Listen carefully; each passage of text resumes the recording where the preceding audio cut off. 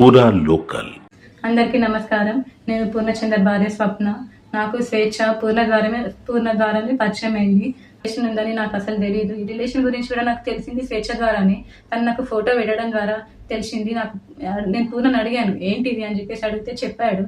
చెప్పినాక నాకు ఆయనకి గొడవలు స్టార్ట్ అయింది. అక్కడ నాకు ఇంకా తెలిసింది ఏంటంటే అక్కడ కూడా తనతో గొడవలు ఉంటున్నాయి అని చెప్పేసి అంటే ఇంకా నేను ఆయన ఎందుకు ప్రెషరైజ్ చేయాలి అని చెప్పేసి నేను ఆయనను వదిలేశాను.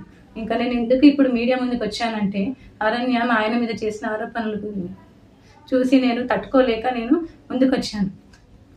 నేను మీడియా ముందుకు ఎందుకు వచ్చానంటే ఇప్పుడు స్వేచ్ఛ కూతురు అరణ్య మా ఆయన మీద నిందలు వేస్తుంది. ఆ నిందలు నేను చూసి తట్టుకోలేక నేను వచ్చాను బయటికి. నా పిల్లలతో పాటే అరణ్యను కూడా చూసుకున్నాడు. తనకి స్కూల్లో జాయిన్ చేశాడు, ఫీజులు కట్టాడు.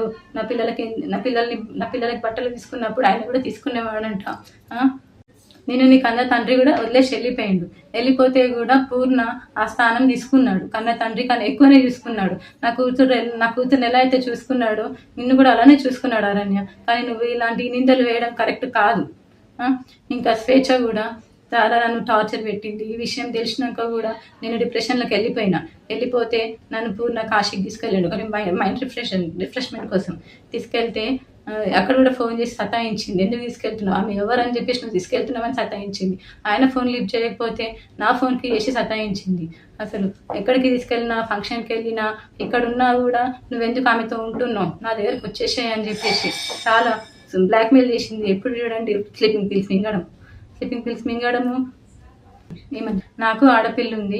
స్వేచ్ఛ కూతురు అరణ్యాన్ని కూడా నా కూతురు లాగానే చూసుకున్నాడు.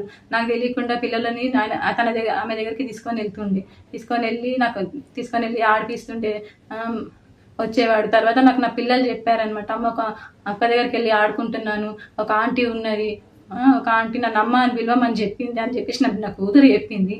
నా కూతురు చెప్తే నాకు తెలిసింది. ఇంకా అప్పుడు నాకు తెలీదు తన వెనకాల ఎవరుండి చెప్పిస్తున్నారో కూడా నాకు తెలీదు. కానీ ఇవన్నీ చేయొద్దు అరణ్య నువ్వు.